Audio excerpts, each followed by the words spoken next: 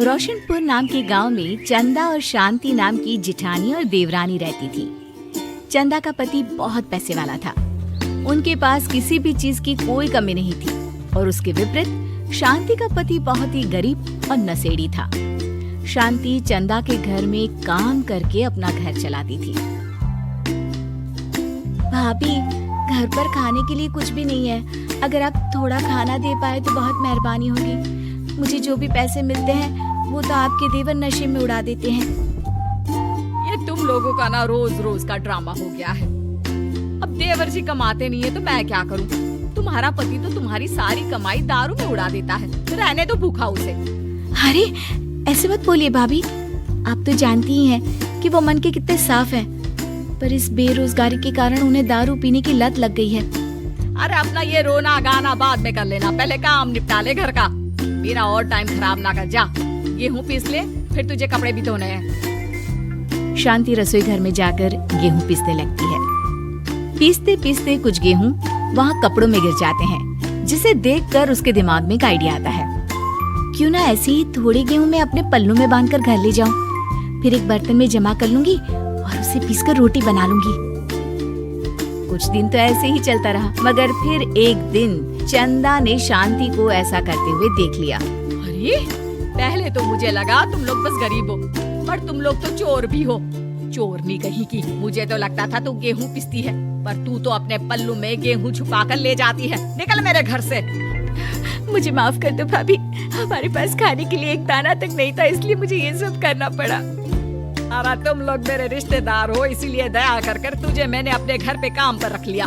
पर तू और तेरा पति हमारे खानदान का नाम मिट्टी में मिलाने पर उतारू हो चुके हैं।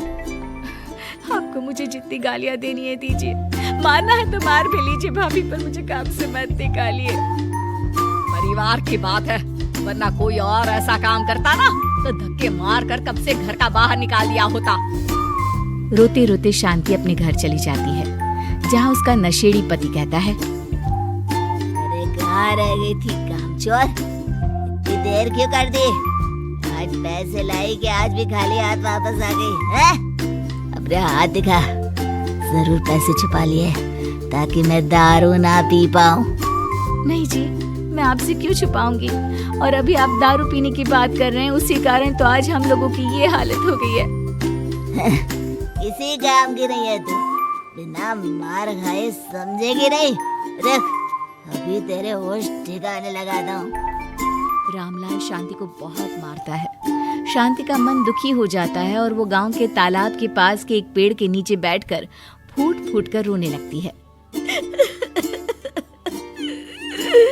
मैंने कभी किसी का बुरा नहीं किया, फिर भी भगवान मेरे साथ ऐसा क्यों कर रहा है? मैं तो रामलाल जी की फिक्र करती हूँ, फिर भी उन्होंने मुझे इतना मारा। तभी उसे एक आवाज सुनाई देती है, रोने की कोई जरूरत नहीं है बेटी, चिंता क्यों करती हो? ये आवाज कहाँ से आ रही है? शांति अपने आसपास देखती है, उसे कोई नहीं दिखता। वो ऊपर देखती है, जहाँ उसे एक छोटी सी परी दिखती है। आप कौन है? आप तो कोई परी लगती हैं। हाँ बेटी, मैं इसी पेड़ पर रहती हूँ। मैंने तुम्हारी सारी बात सुनी, अब तुम्हें फिक्र करने की कोई जरूरत नहीं। अपनी आंखें बंद करो। शांति आंखें बंद करती है और जादुई परी अपनी छड़ी घुमाती है। उसकी छड़ी घुमाते ही पेड़ के सारे पत्ते सुनहरे रंग के हो जाते हैं। परी उनमें से एक पत्ता तोड़ लेती है और फिर से अपनी छड़ी घुमाती है, जिसके कारण सारे पत्ते पहले की तरह साधारण से दिखने लगते हैं। आंखें खोलो बेटा। लो, इस पत्ते को ले जाकर अपने तकिए के नीचे रख देना। ये तो एक साधारण पत्ता है, इससे क्या होगा? ठीक है, अगर आप कहती हैं तो मैं इसे रख लेती हूँ। शांति उस पत्ते को लेकर अपने घर जाती है और अपने कमरे में तकिए के नीचे रखकर सो जाती है। सपने में उसे वही पेड़ वाली जादुई परी दिखाई देती है। बोलो शांति, क्या चाहिए तुम्हें? मैं चाहती हूँ हम बहुत अमीर हो जाए और मेरे पति नशा करना छोड़ दे, उन्हें कोई काम भी मिल जाए। कल जब तुम सुबह नींद से जागोगी, तुम्हारी इच्छा पूरी हो गई होगी।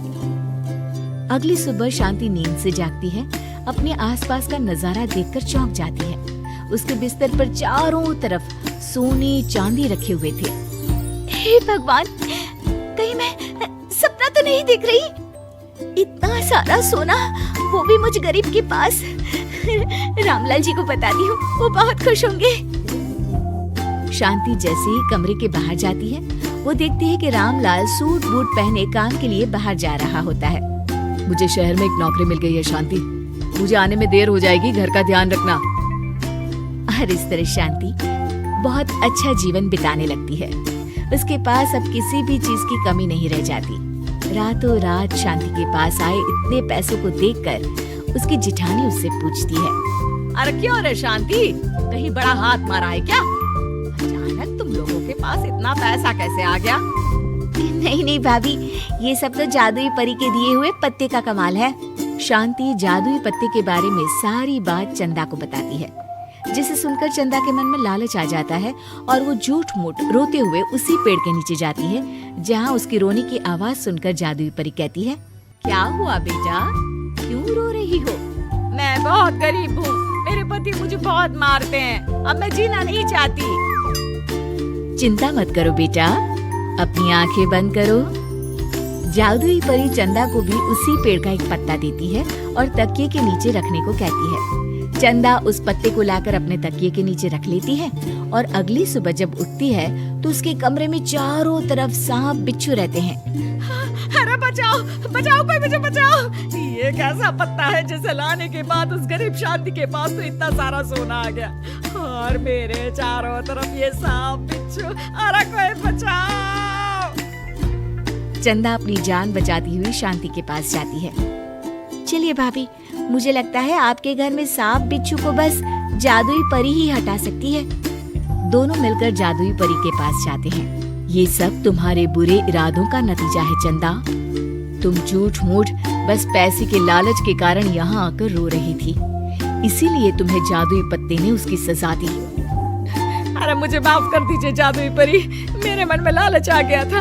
अरे शांति, तुम भी मुझे माफ कर दो, मैंने तुम्हारे साथ बहुत गलत किया, फिर भी तुम मेरी मदद के लिए आई। चंदा को अपनी गलती का एहसास हो जाता है, इसलिए जादुई परी उसके घर से सारे सांप बिच्छू को गायब कर देती है। चंदा और शांति आपस में मिलजुल कर रहने लगती हैं।